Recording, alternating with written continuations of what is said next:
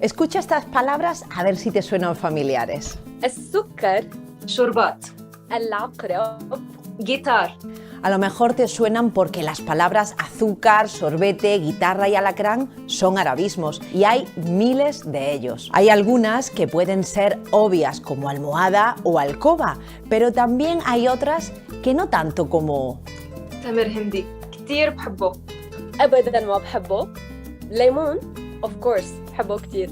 La gran influencia del árabe hace que el español sea diferente a otras lenguas romances como el francés o el italiano. Del árabe heredamos palabras como fulano, Almería, la zona de España donde yo nací, o alacrán.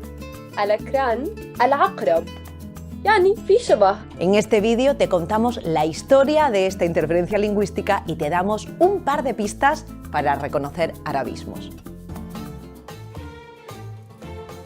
Todo esto empieza en el año 711, cuando los ejércitos musulmanes empezaron la conquista de la península ibérica y entraron por el sur de lo que hoy es España. A este territorio lo llamaron Al-Ándalus, una parte de lo que hoy conocemos como Andalucía. Aunque la mayoría de estas personas no hablaban árabe, hablaban amazigh o bereber, como llamaron los romanos a un conjunto de lenguas del norte de África.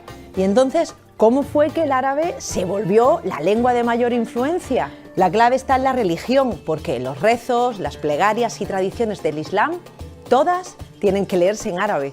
La mayor parte de las élites, la mayor parte de las autoridades de Al-Ándalus eran musulmanas. Esto hacía que el resto de la población tenía que convertirse a esa religión si quería tener, una mejor situación en la sociedad.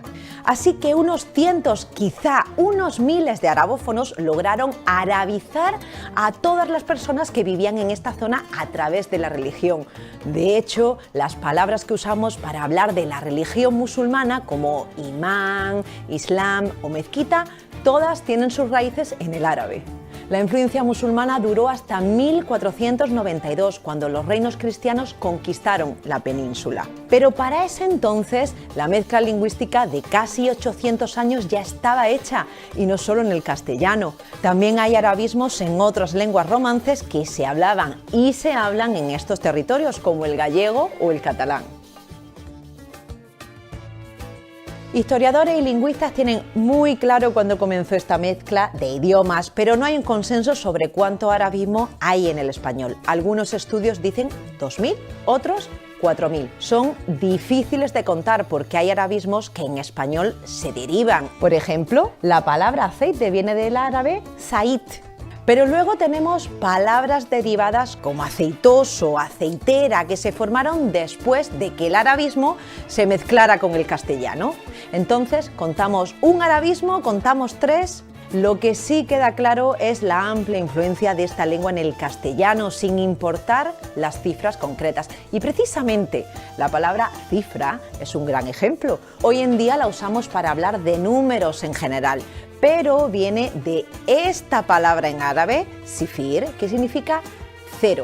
La palabra álgebra, por cierto, también es un arabismo. Y aquí te va otro ejemplo. A lo mejor has escuchado el equivalente en árabe del si Dios quiere. إن شاء الله إن شاء الله. إن شاء الله كانت لو شاء الله وبالإسباني ojalá. Además, hay que considerar la influencia de otras lenguas. No solo porque dos palabras suenen similar, quiere decir que nos encontramos con un arabismo. باللغة العربية وبالإسبانية في كلمة موسيقى أو موسيقى اللي هي أساساً من اللغة اللاتينية. كمان كلمة بنطلون يعني تقريباً نفسها تماماً بالعربي بنطلون، ويمكن هي كلمة فرنسية بالأصل. ¿Cómo podemos identificar las huellas más clásicas que dejó el árabe en el español actual? La primera forma, la más fácil, es buscar palabras que empiezan con los prefijos a o al. Ya hablamos de varios ejemplos como aceite, azúcar o almohada. Otro legado son los gentilicios, que no tienen formas masculinas ni femeninas y que terminan con una i latina. Por ejemplo, las palabras catarí, pakistaní o iraquí, todas llegaron al español como arabismos, y no solo porque hablan del mundo árabe. Es la terminación en i latina lo que es clave. Decimos marroquí y no marroquía o marroquío, ¿no? Y otra herencia clara para los lingüistas son muchos topónimos o nombres de lugares que son derivados de palabras en árabe. Muchos de ellos están en España, claro, en sitios que fueron arabizados durante el periodo que ya mencionamos. Hay muchos, pero te muestro algunos. El nombre de la ciudad española de Medinaceli viene de Madina, que en árabe significa ciudad. La palabra árabe Guad, que significa río, es la raíz del nombre de las ciudades de Guadalajara, tanto en España como en México. En la provincia de Zaragoza, el nombre de la ciudad de Calatayud viene de la Calá, que significa fortaleza. Y no se nos puede olvidar Gibraltar, cuyo nombre viene del Jabal, que significa montaña. Antes de terminar este vídeo, les voy a dejar algo de tarea, que por cierto la palabra tarea también viene del árabe tarija, que significa esfuerzo. Si aprendiste algo en este vídeo, compártelo con algún fulano o fulanita, o a lo mejor con alguien que toque la guitarra, o que también capaz, como yo, sea de Almería. Y de palabra en palabra, ojalá que te haya gustado. مع السلامة. سلام جميعا. إلى اللقاء or hasta luego.